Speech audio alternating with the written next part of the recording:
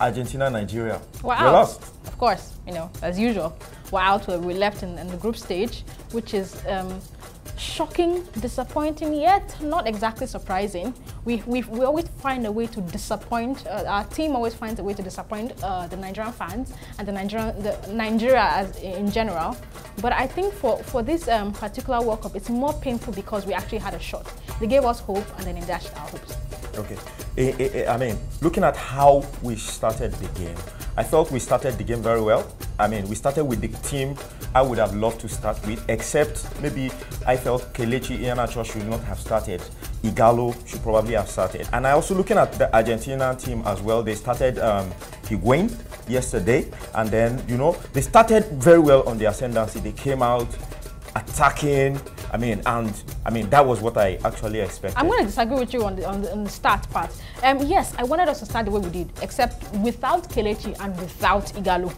I wanted Iwobi to come in there to run them down. You know, we have this mentality of being second half teams, and the way Argentina started, it was like a Real Madrid team. I mean, they had Higuain, they had Di Maria starting, Messi was starting, what's it called, Rojo started.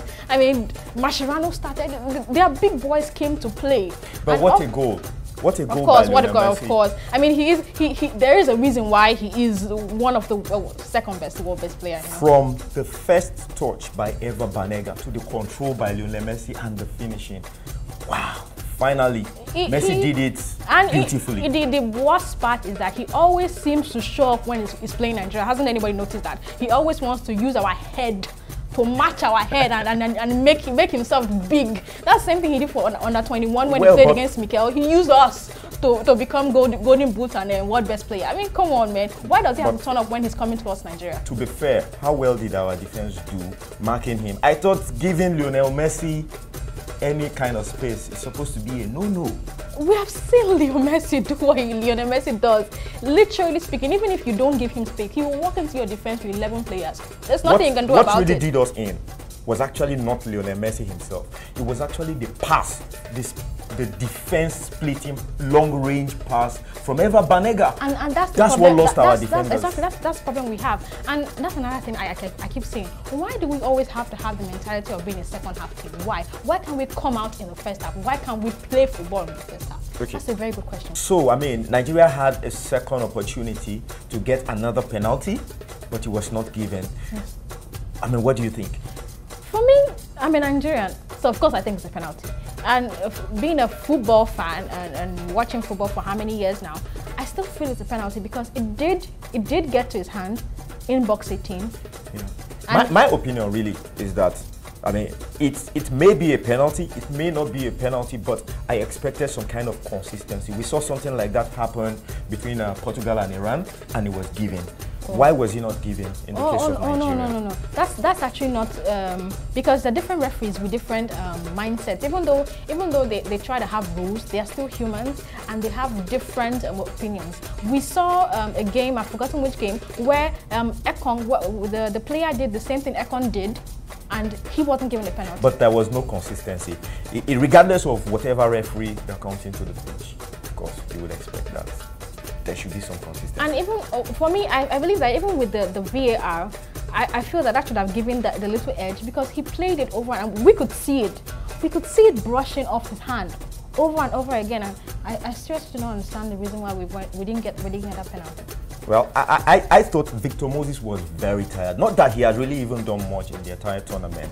At halftime, the two changes I was expecting was Kelechi Iheanacho going out and Victor Moses going out. I thought we needed to push forward a bit. I thought we need to do a lot of interplay. But like you said, at 75th minute, we were in our final third. Yes. Now, the bad part was when it was 8 minutes to the end. How hard is it to just defend, to bring in fresh body? Ido was tired, most of the players were tired. That is the question we're going to need to have.